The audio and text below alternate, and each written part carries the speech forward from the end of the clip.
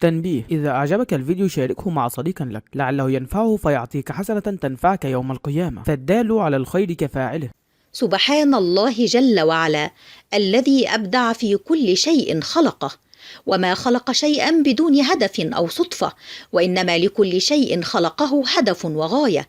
منها ما نعلمه عن طريق سيد المرسلين سيدنا محمد صلى الله عليه وسلم،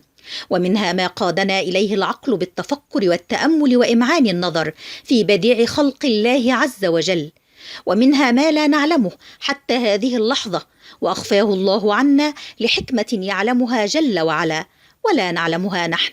من أعجب ما يراه الإنسان حوله هي هذه الأفلاك المترامية وما فيها من كواكب ونجوم وأقمار ومجرات عملاقة، حيث خلق الله تعالى هذه السماء على شكل 7 طبقات متتالية. ومن علوم الغيب سبب اختيار الله عز وجل 7 طبقات للسماوات عندما خلقهن. قال تبارك وتعالى في كتابه العزيز: الله الذي خلق 7 سماوات ومن الأرض مثلهن، وقوله: إن ربكم الله الذي خلق السماوات والأرض في 6 أيام ثم استوى على العرش يغشي الليل النهار يطلبه حثيثا والشمس والقمر والنجوم مسخرات بأمره ألا له الخلق والأمر تبارك الله رب العالمين. ومما أخبرنا به الرسول الكريم في رحلة المعراج وجود شجرة عظيمة أصلها في السماء السادسة وتبلغ إلى السماء السابعة، كما أن الجنة موجودة فوق السماء السابعة وهي ليست موجودة في السماء الأولى كما يظن البعض، فلم يستطع أحد من البشر الوصول إلى نهاية السماء الأولى،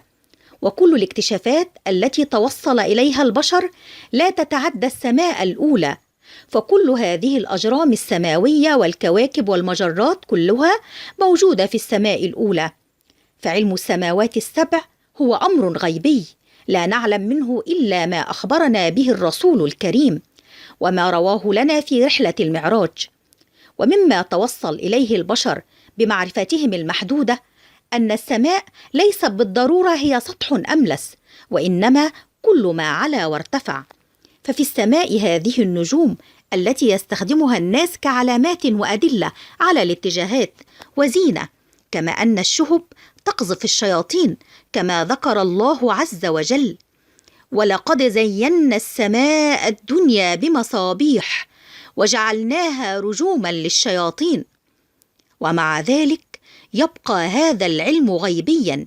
يتم كشف المزيد منه مع تقدم العلم وبإرادة الله تعالى، فسبحانه جل وعلا الذي لم يخلق شيئا عبثا، وإنما كل شيء بهدف وغاية. حبيبي في الله، بإمكانك الاشتراك في القناة لنتبادل الآراء معا لنصبح صحبة طيبة ونلتقي في الجنة بإذن الله.